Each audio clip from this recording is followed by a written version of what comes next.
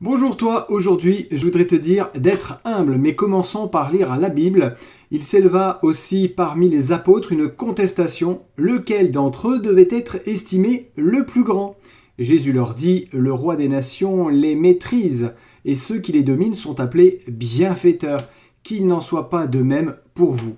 Il s'agit bien d'une course au pouvoir, feutrée, déguisée sans doute, mais réelle.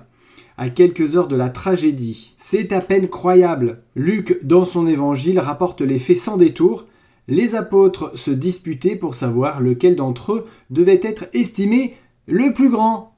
La Bible ne cache pas ses mots sur les faiblesses de ses héros. Ce ne sont pas des enfants, ni des athlètes, ni des hommes politiques qui s'affrontent, mais les disciples de Jésus. Ils se disputent pour savoir qui parmi eux est le plus grand. Qui ? Dans l'hypothèse d'une prise de pouvoir, et on en parle, le plus grand deviendrait Premier ministre.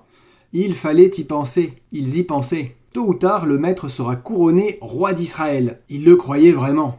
Rien ni personne ne pourra l'arrêter. Il fallait donc se positionner et si possible obtenir une sorte de consensus. Pierre était candidat. On peut compter sur sa bravoure, son charisme, sa fidélité. Jacques et Jean, les deux frères, sont plus discrets. Ils font intervenir maman. Ce serait bien, opportun, sage et utile que mes enfants soient numéro 1 et numéro 2 dans ton gouvernement, dit-elle à Jésus.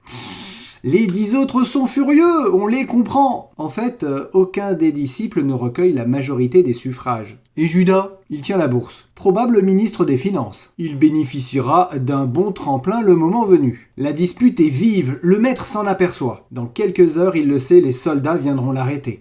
La suite, il la connaît. Il va passer les moments les plus tristes, les plus tragiques de sa vie.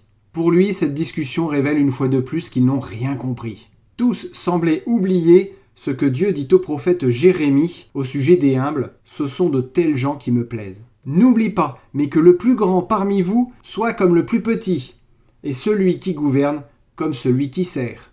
À bientôt et que Dieu te bénisse abondamment.